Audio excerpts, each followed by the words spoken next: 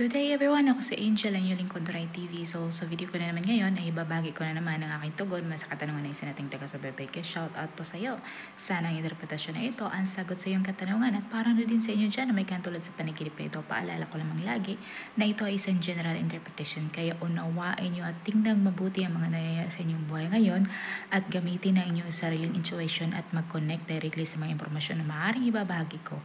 At para labis yung maintindihan ang ibig sabihin ng iyong panaginip ay panoorin ang video na ito hanggang sa matapos at kung ito ay nag-resonate bawat isa sa inyo, please leave us a comment at huwag natin kalimutang mag-like, mag-subscribe at i-hit natin ang notification bell para maging updated kayo lagi sa mga hindi pa nagpo-follow sa aking Facebook page. I-follow nyo na po Rai TV at i-share nyo na din. Maraming salamat. Ang pagkakaroon mo ng panaginip tungkol sa maitim na gagamba at maitim na scorpion madalas ay nag-signify sa iyong nararamdaman ng mga banta or mga panganib o di kaya'y deception sa iyong tanang buhay. Ang itim na color or ang itim na kulay intensifies sa mga negative connotation na ito at ito ay nagmumungkahi ng isang potential harm or a sinister influence. Ang gagamba in general ay maaaring nag-represent sa ating takot or mga anxiety o di kaya ang ating sense of being trapped. At ang itim na kulay can amplify sa mga nararamdaman na ito na nagmumungkahi ng more intense or sinister threat. At sa ibang interpretasyon naman, ang maitim na gagamba can symbolize regressive attitudes at mga katangian or ang iyong nararamdaman na pagiging vulnerable. Ang gagamba ay associated din, pwede ding associated sa feminine energy or mother figures.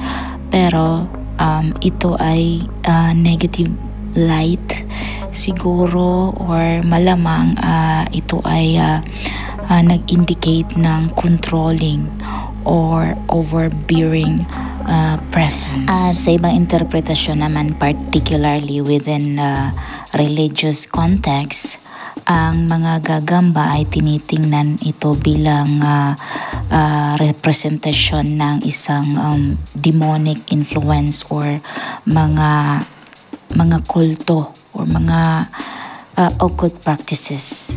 Ang maitim na scorpion naman sa panaginip madalas ay tinitingnan natin bilang isang warning ng isang paparating na panganib o di kaya isang potential na kataksilan o pagtataksil ng isang tao na malapit sa iyo.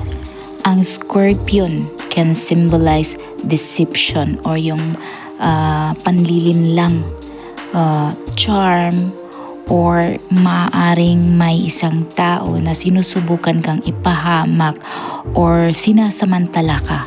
At sa ibang interpretasyon naman, ang scorpion sa panaginip ay maaring nag-indicate ng spiritual attack o di kaya warning tungkol sa isang negative influences. At sa biblical symbolism, in some religious context, ang scorpions are madalas associated with evil at temptation.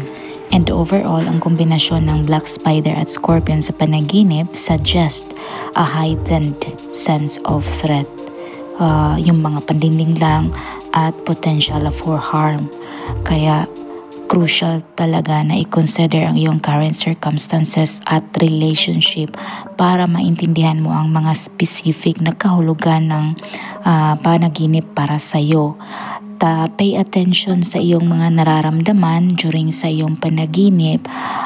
Kung ikaw ba ay natakot or ikaw ba ay galit or ikaw ba ay anxious, ito ay magbibigay sa iyo ng clue tungkol sa iyong mensahe ng iyong panaginip.